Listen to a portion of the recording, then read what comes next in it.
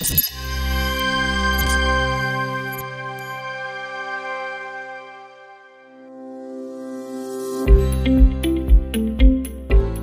I would go with the convention. I mean, there is a good reason why the interim budget is not meant to lay out new things. I mean, the government has had 4 years or 5 years to do that.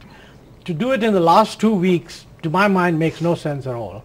And secondly, I mean, you're doing it for the next year. And in a way, even the parliament that is passing it will not be around when more or less by the time the year begins. So the proper thing to do is to present a very boring interim budget, but certainly government should say what it has done, highlight what it thinks are its achievements, hopefully also point out what are not so good things, and maybe indicate what it wants to do.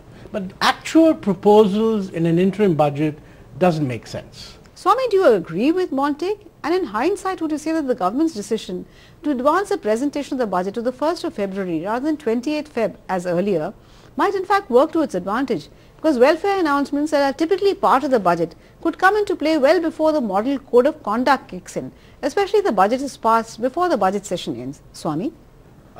Whatever happens, whether you call it interim or final, whether or not you pass the finance bill or only have a vote on account, the impact is exactly the same. Because you will have another budget in July. Regardless. So whatever the terminology, the reality is that anything done is stopgap, temporary, not to be taken too seriously. And when I say not to be taken too seriously, that's the whole point. Every interim budget is an election budget. It will be an occasion for grandstanding or pouring your heart out and saying, look at me, my heart bleeds for you, for you, for you, you must vote for me, you must vote for me.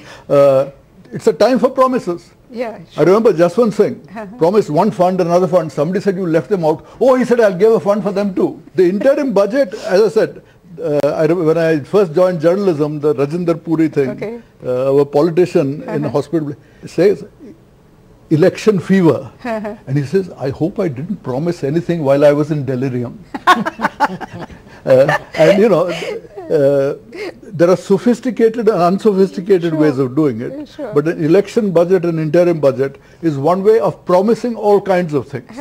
You are not held, you don't have to have firm figures. It can be statements of intention of what a great and good person you are. You can mention a large number of schemes. You don't have to have specific allocations. You just have to try and persuade people that, you know, all the stuff I didn't manage to do in the last 5 years, I will definitely do it next time. Re-elect me and I will do it.